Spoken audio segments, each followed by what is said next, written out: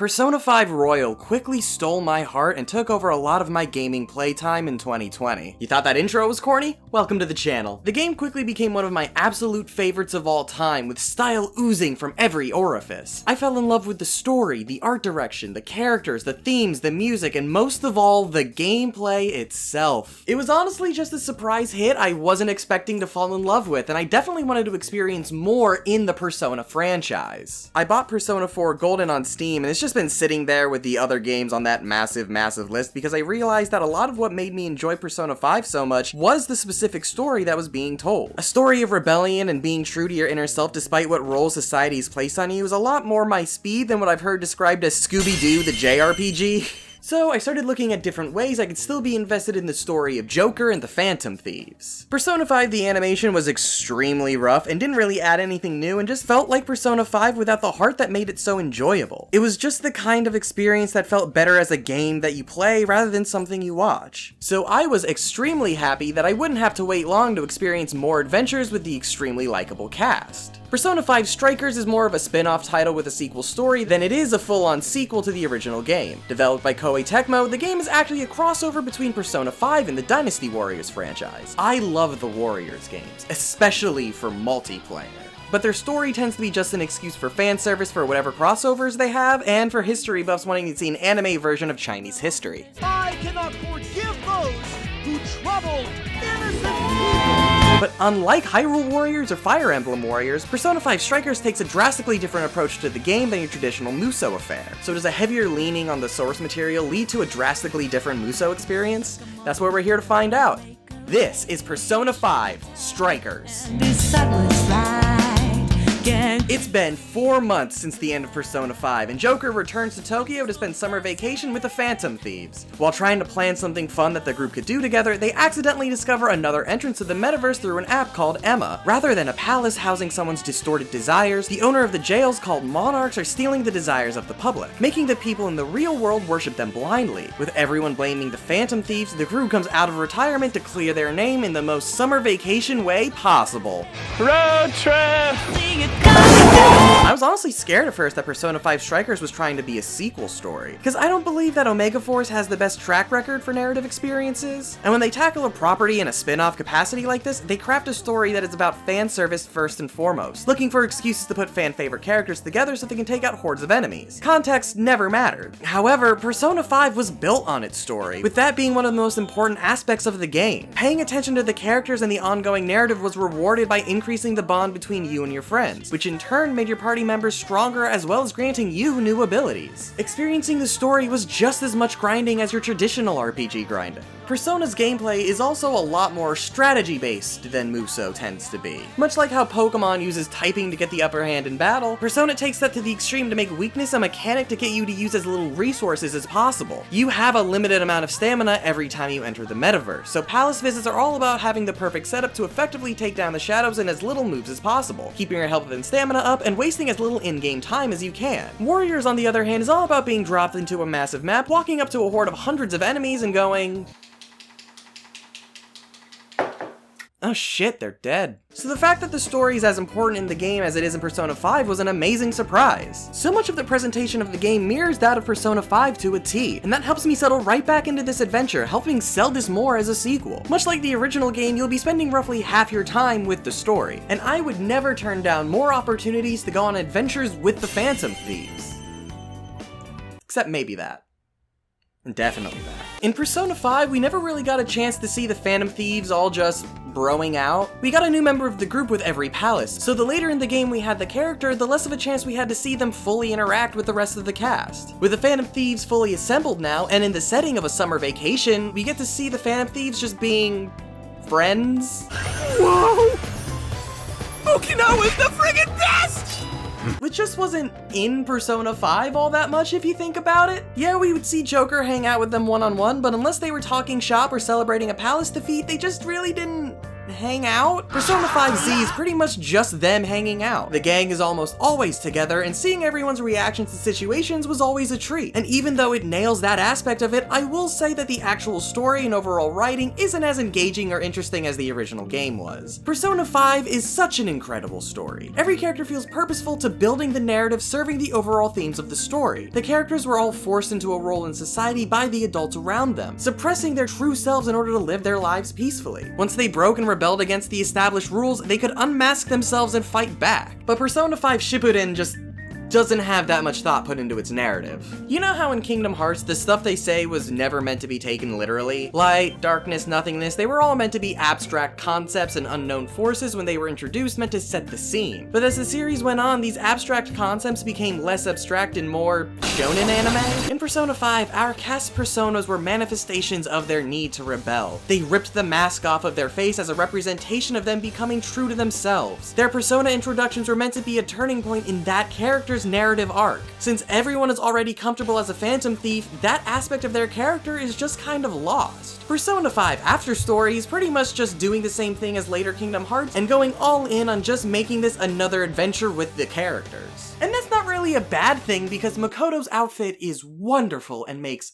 everything worth it. The first few bosses we fight don't have the same build-up or impact the bosses from the original game does. The original game has this build-up to each palace owner that has a connection to someone that we got as a party member, and their awakening is done from such emotional turmoil related to who we're trying to stop. Striker's attempts to add that same type of connection between the bosses to our cast, but most of the time it just comes off as kind of forced. Like one of the jail monarchs is a guy that just copy and paste stuff from books and anime line for line and sells it as a novel. He insults Sayuri right in front of Yusuke and he just goes, "Hey man, fuck you!" And that somehow is supposed to lead to this massive character moment where Yusuke is the one to change the guy's heart and fix everything, but the moment just felt so incredibly forced. Like, yeah man, cool, you did the thing. But unlike him standing up to Madarame in the last game, it doesn't feel nearly as earned. Especially since we don't spend nearly as much time to develop these characters as we did in Persona 5. That game was 100 hours while Strikers is roughly 40, and the story isn't nearly as important as it was.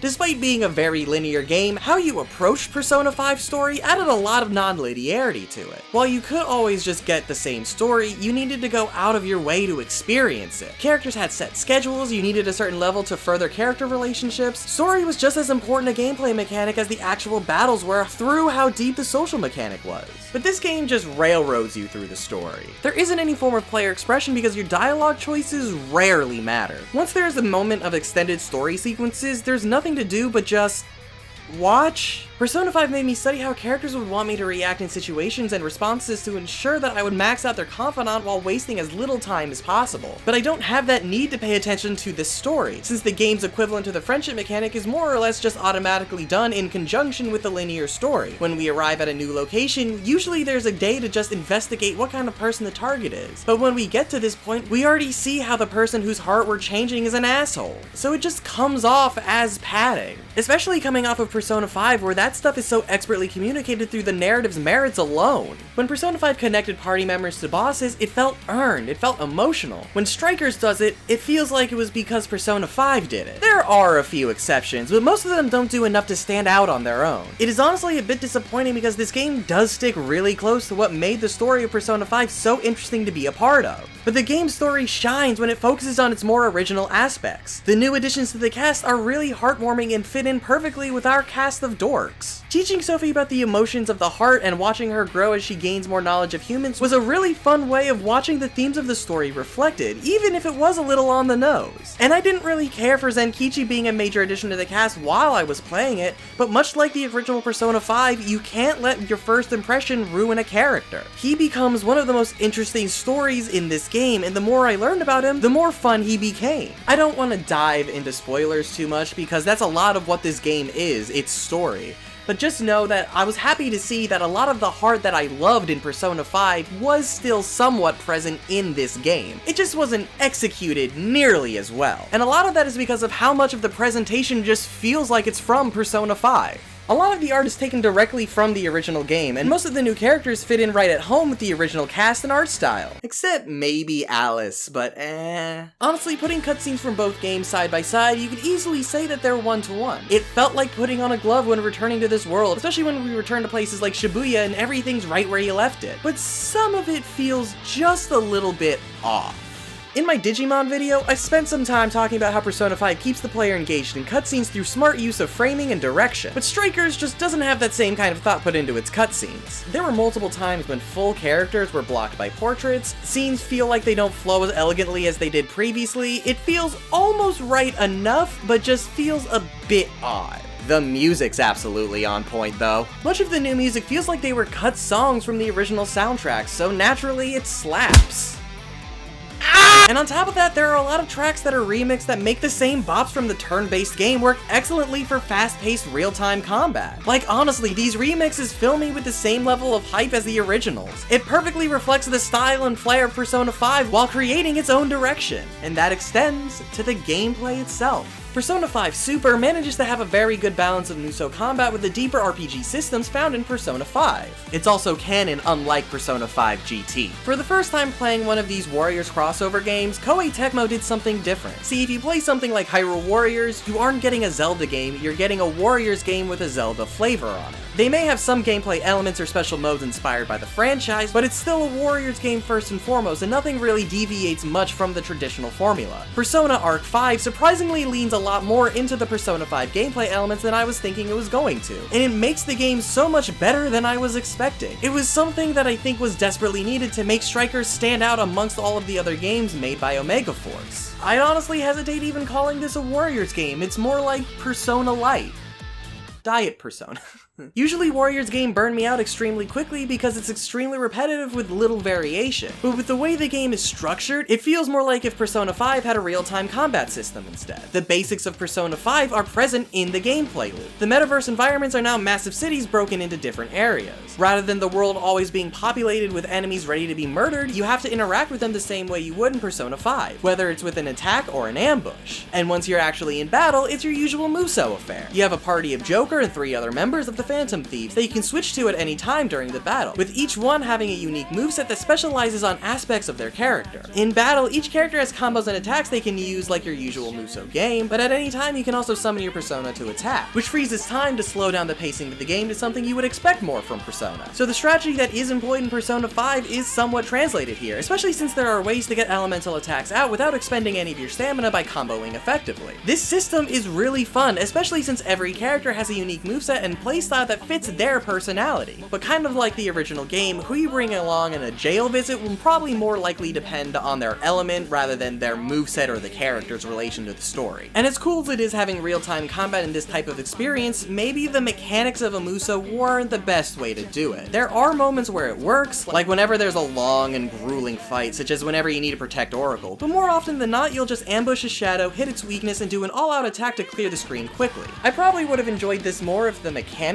were a bit more refined. There was never a threat I felt like I couldn't handle, so I was constantly just ambushing whatever I came across, which somewhat broke the game since an ability you get will heal your HP and SP for every successful ambush, and a different ability will heal you after every battle. So I was constantly just destroying enemies for the sole purpose of healing. So the dungeons of the game are set up extremely similarly to the way the original does it. You're in a dungeon with limited ways to heal yourself when exploring. You go through the story and bond with your teammates, which lets you gain some new buffs that make the battles easier, and the whole game feels just as easy to get sucked into. But something that took me a little bit to fully realize was that all of that is pretty much just surface level. Persona 5Ds takes a lot of the same cues as the original in terms of presentation, but doesn't realize how important implementing the gameplay mechanics behind those mechanics was to making Persona 5 so unique. The calendar is one of the most important gameplay elements that is central to the entire experience. Not only does it keep the story on track, it also forces the player to think through their interactions and time spent in the limited number of days they have available to them. Let's say you enter a palace and you just don't have the stamina to continue fighting effectively or the items to restore yourself and keep going. The decision to leave a palace unfinished is one that the player cannot take lightly. Since you can't do anything after you leave, you have effectively wasted the rest of your night, and it means you have to return at some point to complete it, effectively wasting a whole nother day. This also means that you won't have the time to effectively strengthen your bonds or increase your social stats. But Strikers is entirely linear, meaning that despite the calendar always appearing hearing and characters telling you how important time is in the game,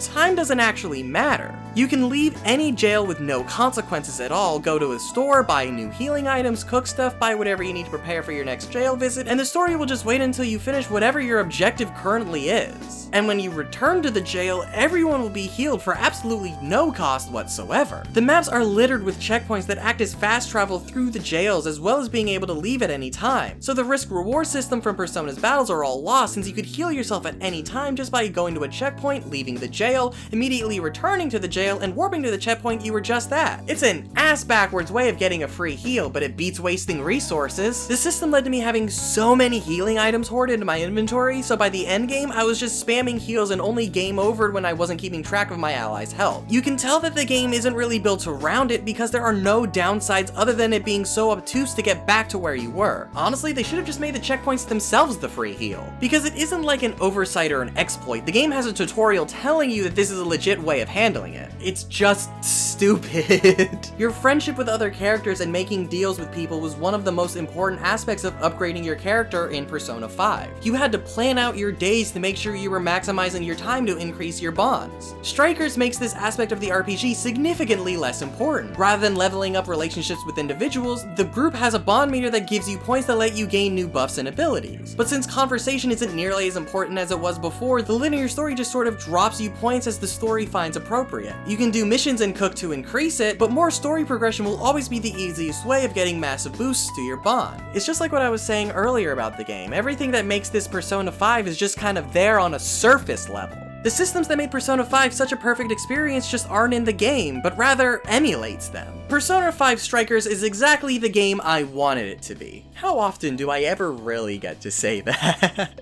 This game is in the shadow of one of my favorite games of all time, and making a game that lives up to it in an entirely different genre must have been a daunting task. And no, it's not nearly as good as Persona 5, but it really doesn't have to be. It wants to be a different experience that takes cues from the original rather than a direct continuation. It borrows the aspects that made Persona 5 special and puts a twist on it. The story reflects on different themes that are still closely tied to the original game, and combat is new and flashy enough that retains just enough to be recognizable. It is a wonderful experience and one of the most fun Warriors type games I've played, but I wouldn't say it's for everyone. Playing Persona 5 for the first time is one of those once-in-a-lifetime experiences that I wish I could do again. The game by itself was satisfying and self-contained, and if we never got an adventure with these characters after it, I'd be okay. And Persona 5 Strikers is a worthy follow-up, but only if you've already played Persona 5 and have enjoyed it. The combat system definitely takes some getting used to, but I already understood some of the more confusing mechanics when I jumped in thanks to my time from the original game. The characters I love so much don't really develop all that much here, but it is also a summer vacation, so they really don't have to. All of Striker's best moments were just done with more pizzazz and style in the original game. How well they are handling the situation and everything going on was all tackled in the original. This game is them going through the motions. I went into this game in love with the cast, wanting to spend more time with them. I didn't fall in love with them all over again. The game relies heavily on how much you enjoy Persona 5 to get the most out of it, which is probably why they opted to make it a full-on sequel story rather than making this a standard Warriors game with a bunch of Persona protagonists. There is a lot in this game to enjoy for Persona fans and non-Persona fans alike, but a lot of what I loved in it was just Persona 5. If you're someone who found Persona 5 too long, too bloated, and too boring to get into, then this game will have nothing for you. It's less of a brand new game and more of a twist on an old experience, if that makes sense. A lot of people enjoy Persona 5 Royal's new third semester simply because it was more of the game's story that we didn't see before. This can be seen as the same thing, but with the summer vacation instead. This game is a bit of a weird case for me to recommend because there is a lot to love about it, but it's also built for a very specific audience. But if you just want more adventures with the Phantom Thieves, Persona 5 Strikers will scratch that itch. Now I'm interested in hearing, what did you guys think of Persona 5 Strikers? If given the chance, what are some improvements you would make on it to try to make it more in line with either the Warriors experience or even the Persona experience? Please, leave a comment down below, and while I have you here, why not watch one of my older videos or this playlist of a bunch of my old reviews? And why not subscribe so you know whenever I post a new video? Thank you guys, and I'll see you next time. You'll never see it coming!